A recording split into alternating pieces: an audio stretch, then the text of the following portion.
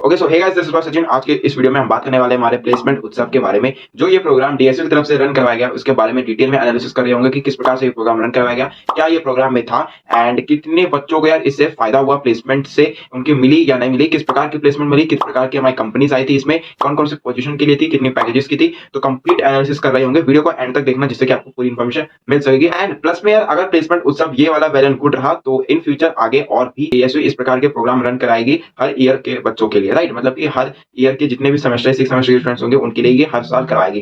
ठीक है, and video को हम जल्दी से शुरुआत करते हैं।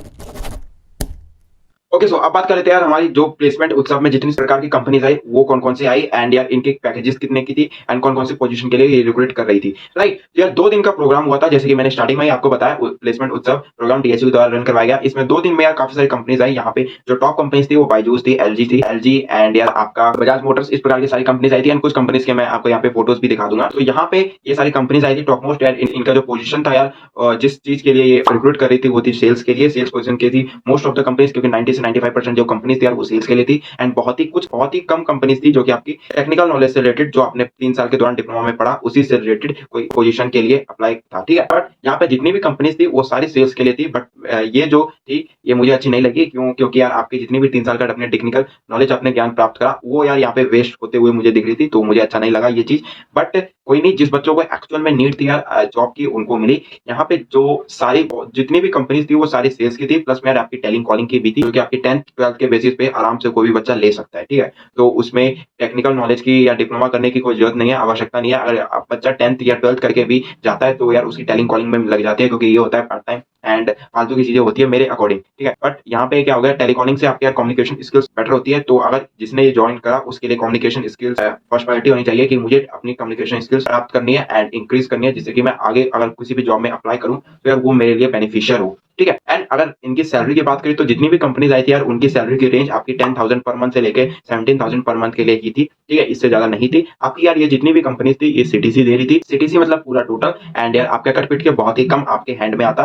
तो इसके लिए एंड जिस चीज के लिए आप अप्लाई कर रहे हो अपने टेक्निकल नॉलेज करने के बाद, यार यहाँ पे अगर आप अप्लाई कर रहे हो तो यार वो मेरे हिसाब से वो बेनिफिशियल नहीं थी। And I hope is that कि इन फ्यूचर इस प्रकार की कंपनीज नहीं आए तो वेल एंड गुड रहेगा। बट जिसने अप्लाई करा इस तरह की कंपनीज में उनके लिए वेल एंड गुड, उनकी जो कम्युनिकेशन स्किल्स है वो अच्छी रहेगी। एंड यार सेल्स के लिए अगर जा रहे हैं तो उनके लिए भी कम्युनिकेशन स्किल्स ही फर्स्ट प्रायोरिटी होनी चाहिए, क्योंकि सेल्स में भी यही माने, राइट। अब वहाँ का थोड़ा सा सिचुएशन के बारे में बात कर लेते हैं कि किस प्रकार से वहाँ पे हुआ था। ठीक है, तो स्टार्टिंग में यार जैसे ही ओखला कैंपस 2 में वहाँ पे गए थे। ओखला कैंपस 2 हमारा टूल एंड डाई टेक्नोलॉजी है, सॉरी कॉलेज जो डीएसयू का है। एंड यार वहाँ पे हुआ क्या, स्टार्टिंग में जाते ही सबसे पहले हमारी एंट्री हुई। एंड फिर एंट्री होने के बाद यार यहाँ पे एक कार्ड बनाया गया एक रूम में जाके। फिर उसके बाद यार जितनी भी कंपनीज आपको भरनी है उसमें आप अपने first priority, second priority, third priority रखे एंड उसके बाद उस कंपनी में जाए। ये कंपनी यार लेट सपोज इस वाले रूम में 101 रूम नंबर में बैठी है। ठीक है, तो आपको जाना था एंड यार वहाँ पे लिस्ट बनी थी आपके नाम की। अगर आपको इस कंपनी में अप्लाई करना है तो यार वहाँ पे जाके आप अपने टिक लगवा दीजिए। एंड फिर उसके बाद आपका जीडी प्रोग्राम होगा, जीडी आपका ग्रुप डिस्कशन होगा। उसके बाद यार आपकी एचआर राउंड होगी, मतलब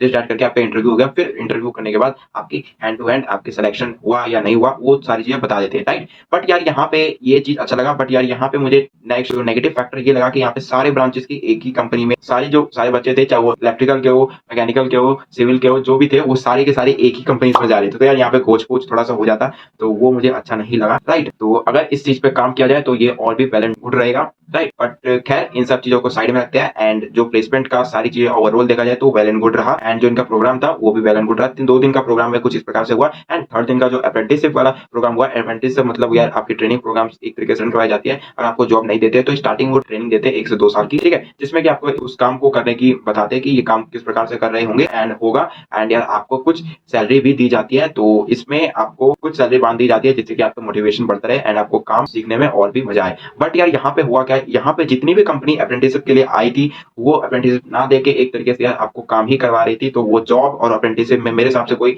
अंतर नहीं रह जाता है। ठीक है, बट जो भी था अच्छा था। एंड जो भी हुआ बहुत ही वेल एंड गुड रहा। ओवरऑल अगर देखा जाए तो सारा प्रोग्राम जो था प्लेसमेंट उत्सव का वो वेल एंड गुड रहा। ठीक है, मेरे हिसाब से कुछ भी यहाँ पे गलत नहीं हुआ। बट यार जो भी चीजें थी वो मेरे हिसाब से जो मैं अपने पॉइंट ऑफ व्यू से बताया वो मैंने आपको बता दिया वीडियो में कि ये सारी चीजें नेगेटिव फैक्टर्स रही, बट ओवरऑल अगर देखा जाए तो वेल एंड गुड रहा। जितनी भी कंपनीज इसमें आई 90 से 80 से 90% सभी बच्चों के प्लेसमेंट हुए जिसने भी अप्लाई करा था, राइट। कुछ ही परसेंट के बच्चे थे जिनके अप्लाई जिन्होंने नहीं करा था एंड यार उनका नहीं हुआ इसलिए, एंड जिन्होंने अप्लाई करा यार उनकी अगर रेशो देखा जाए तो 80 से 90% जिसने भी अप्लाई करा जिस भी कंपनी में उनकी प्लेसमेंट हुई, राइट। ये चीज मुझे अच्छी लगी क्योंकि अगर जिन बच्चों का ऑन कैंपस प्लेसमेंट नहीं हुआ वो उनका प्लेसमेंट यहाँ पे हो गया एंड यार वो सेटल हो गए, उनको डिप्लोमा करने के बाद उनको अच्छी से कोई जॉब मिल गई, ठीक है। तो ये थी सारा ओवरऑल 2 दिन का पूरा प्लान कि किस प्रकार से प्लेसमेंट उत्सव करवाया गया। एंड वहां पे क्या हुआ कि एक ही रूम में काफी सारे बच्चे आ गए थे यार, खोज पोच हो गई थोड़ी सी, एंड कुछ मैं आपको फोटोज भी दिखा दूंगा तो उससे आपको पता लग जाएगा कि स्पेशली वहां पे एक्चुअल में हुआ क्या था, राइट।